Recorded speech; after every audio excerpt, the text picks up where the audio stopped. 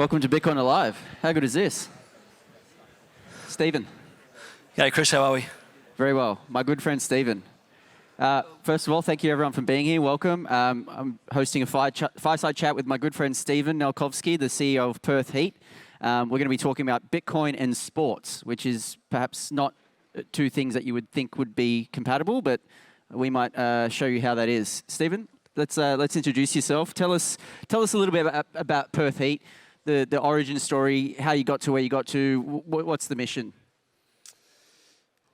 Yeah, well, look, as a sports organisation, we're always analysing, how to stay ahead of the curve, and what gives us the best competitive advantage, and how do we improve the business long term?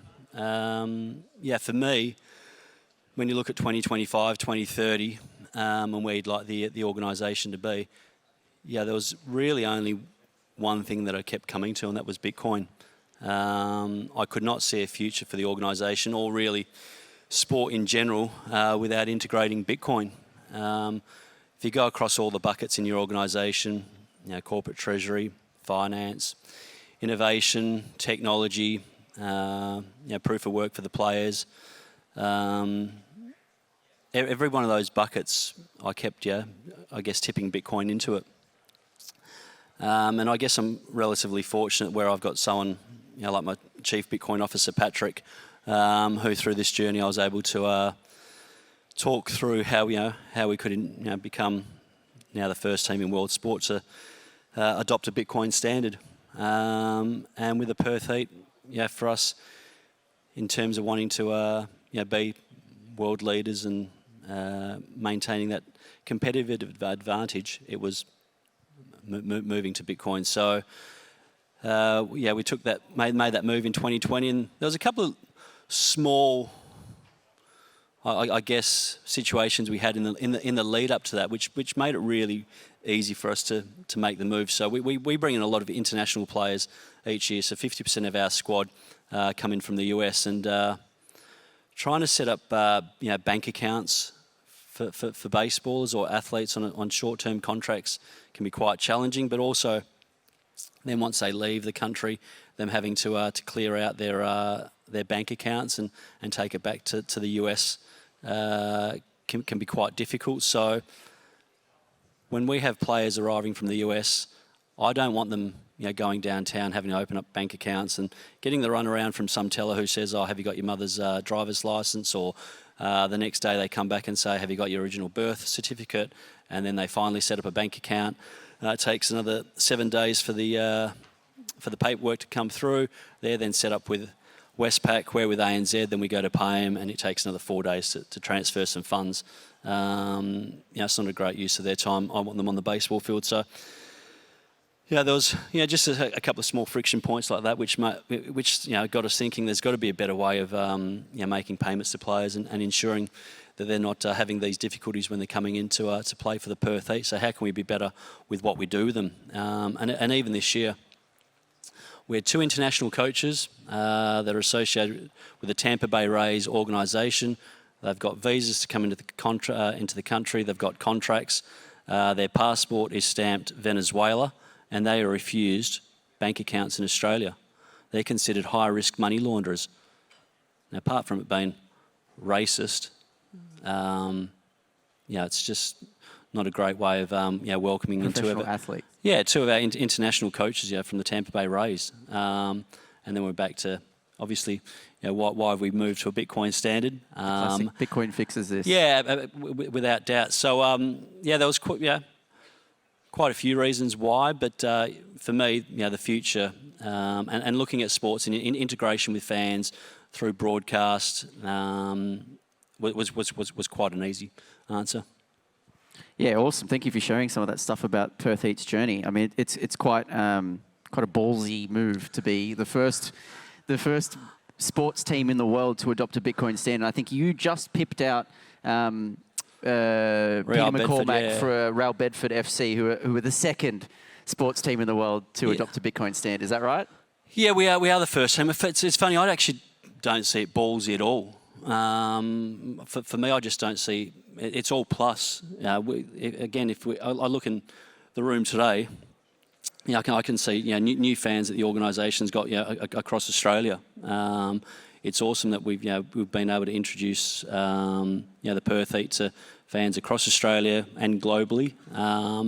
But there was just no downside. And if you want to simply look at what was your corporate treasury last year versus what it is now, well, if you didn't have a long-term lens, then we weren't the right team to adopt the Bitcoin standard. So you just couldn't focus on the short term. If you had the ability to see long-term, then it was quite a smart move. That's what Bitcoin forces you to do, right? It forces you to lower your time preference and to think beyond tomorrow, next week, next month, next year. It's a multi-generational asset class, so you need to be able to lower your time preference to coincide with that. I just want to quickly ask you this. I don't want to spend too much on this because the last panel just destroyed this topic, but why Bitcoin and why not any other coin, one that does something faster or it has smart contracts or some other sort of utility? Why have you chosen Bitcoin? Oh, absolute scarcity is a once-in-a-lifetime opportunity, but we're not in the process of scamming people either. So it's pretty clear with the Bitcoin baseball team, we're not the shitcoin sports team. We could have gone down that way of tokenization and made a heat token, pumped, dumped, and then what have you left for your members and your fans? And a lot of losses. So shitcoins were never part of the consideration. I think initially it was hard for some people to understand, but things like FTX and Luna have certainly helped people understand now why Bitcoin and not shitcoin. So for us, there was never any discussion around that. I couldn't even tell you what Web3 really means. I don't think anyone can, to be honest. So, you can go online and you try Google it and you just get confused with what it is. So no, for us it was Bitcoin and Bitcoin only, and it's probably the smartest decision we've made. Yeah, very wise. So I know this because I know you very well, and I'm grateful enough to actually be part of some of these things that Perth Heat have done. But could you tell us all a bit about some of the things that have been unlocked for Perth Heat, given now that you've adopted a Bitcoin standard? What's something that you perhaps couldn't have done before but now can, or what are some of the future opportunities that have yet to even be discussed or implemented? This is where probably the story gets really wild, because what we thought was possible 24 months ago has completely changed, and the technologies improve every day. So we've already unlocked the value of every athlete globally through some of the initiatives we launched this year with Sats for Stats and stealing Sats. So first, Sats for Stats is where now, while we're playing a game of baseball, no matter where you are globally, we can send Sats directly to the player live in play. And that's possible a couple of ways. So we've got a QR code on our broadcast that scans, and you can send the Sats to the player there, or through QR codes, or what we've got on our digital platforms through Twitter. We can now stream Sats directly to players while they're playing. And it's just insane to see how that global interaction between fans and players now works. So we've there's a really nice integration on Twitter where we've got an American baseballer, we've got a fan here in Australia who's never met the athlete, streams Sats for pitching well during the 7th inning, and then the player post-game coming in and seeing it and then saying, thanks a lot, I can now buy myself a beer. Pretty powerful. We know already that certain players' associations are considering this and wanting to know how they can integrate it into their leagues. And then we've got stealing Sats, which we did in partnership with BitRefill, which was just outstanding as well. And this is where we flipped Sats for Stats, and this time we were streaming Sats back to the fan after major plays in a game. So suddenly Perth hit a home run, and then we've got different QR codes which people are scanning, and they're receiving the Sats back for major plays during the game. And what all leagues, associations need to understand is that this can't be stopped. And every athlete now has the ability to earn new revenue streams and have their value unlocked by Bitcoin. And the Lightning Network is exceptional with how it continues to improve the technologies. We had a 2% pay increase across the board after round one of player salaries increasing by 2%. which is quite phenomenal. When you think right now we're probably operating on, it's fair to say, the shittiest version of the technology. This technology will only improve with each year. So to think where we could get to in a few years' time, players could be earning 5, 10, 15% additional to their salaries just with fans streaming sats to them. Yeah, I mean, that's pretty incredible, right? If you try to think about doing that with any other form of payment rail, it immediately collapses. Well, you can't. You can't. You essentially can't do it. It's not possible to do that. But the Lightning Network has unlocked that new level of fan engagement with the players and the sports scene. I'm a nut when it comes to sports, hence why I'm up here talking to you about it. But, your team wins the grand final, your team wins the championship. What better way to celebrate with them than tipping them some sats and thanking them for what a great season they had, right? Yeah, absolutely. This is not about finding athletes who are on multi-million-dollar contracts and saying why should we stream them sats. I love the integration, say, with the Olympic Games, and there's an Australian athlete who's busted their ass for decades while working multiple jobs to get themselves to the Olympics. They suddenly win gold for the country, and then there's the opportunity for the Australian fan to be able to boost and reward their performance. And we couldn't be talking of a fraction of a penny. It doesn't have to be hundreds of dollars that you need to stream via sats to reward them. That's what's so great about sats, is that the micro payments he can make and show appreciation. And that's also part of the technology, which is very cool. Yeah, and again, the Lightning Network has unlocked all of that, and I think it was Nick that said it earlier in the panel before about the blockchain trilemma. And here we are, solving scalability through the Lightning Network. And so, on chain, and it's going to be very difficult to tip players in real time. It'll get there 10 minutes later on average. But in real time, we can do that with the Lightning Network. And that's just absolutely incredible. I've obviously participated in, I've been watching the Perth Heat. I've become a devout fan. I'd love to be able to do this with all the sports teams I follow. And so I guess that leads me into my next question is, what do you foresee this looking like in 5, 10, 15, 20 years' time? Do you think someone of the likes of Major League Baseball or the NRL or the AFL or any of these really big organisations that, the majority of people in here would know? Unfortunately, Australian baseball is not huge, and hopefully we can change that over time. But, do you think any of these, the Olympics, like you just mentioned, can you see that happening in 5, 10, 15 years' time? What is it going to take to convince these organisations to go, look at what's happened in little old Perth with their baseball team and Stephen?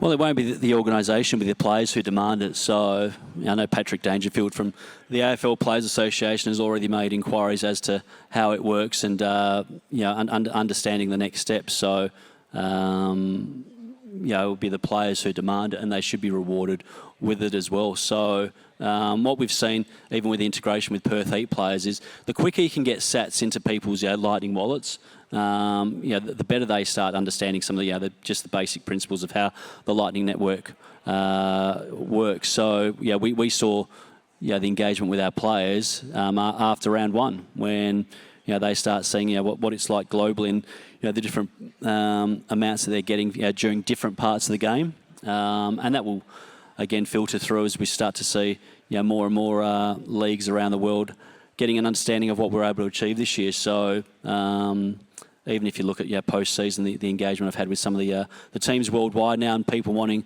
to understand how Sats for Stats works and stealing sats, it's only a matter of time before this starts to really explode. And I think we'll see some exciting things that Perth Heat will do next season, potentially league-wide, and that will continue to take, I guess, these initiatives to more countries and to more leagues.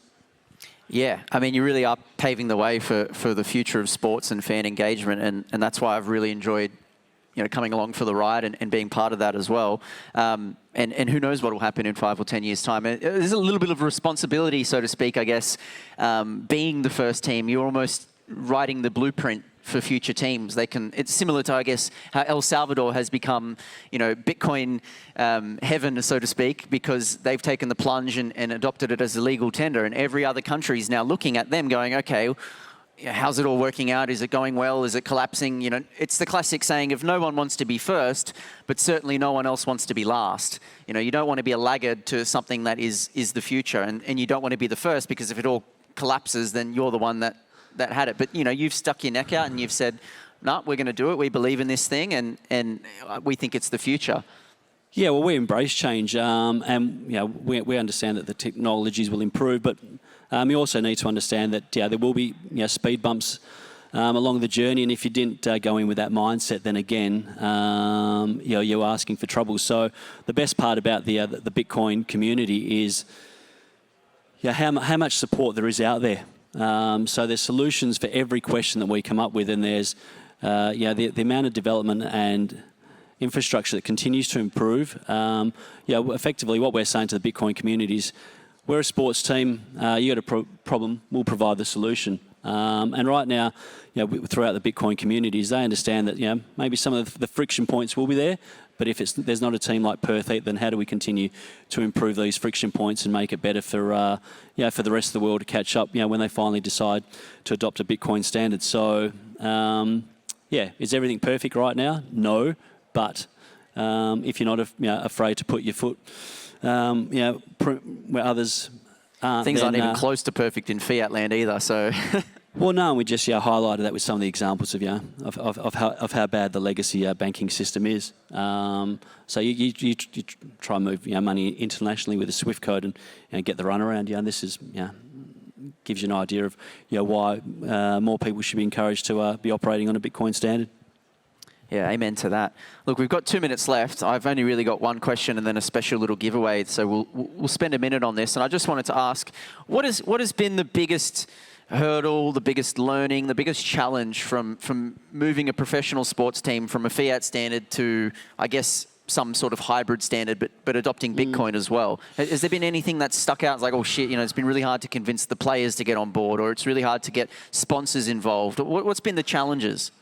Probably in the end, the biggest challenge became just the launch. When we launched, Bitcoin was soaring to an all-time high, and then the Australian government decided to, or West Australian government decided to shut the borders again to the rest of the country, and the Australian Baseball League season got shut down, and we never got the chance to play. And having announced what the team was about to embark on, and then have no games or the inability to show what we could do within the ballpark became really difficult, because suddenly we had made all these announcements and then we had nothing to really follow it up with. So you're saying fiat was the biggest problem of adopting a Bitcoin standard? Yeah, probably the COVID-19 was attached to it. So I guess some confusion as to how it all come together, and then all of a sudden, just the brand of the organisation was very, very Bitcoin heavy, and there was no baseball, and it just probably upset a few people as to where the direction was. But that completely changed when we were able to integrate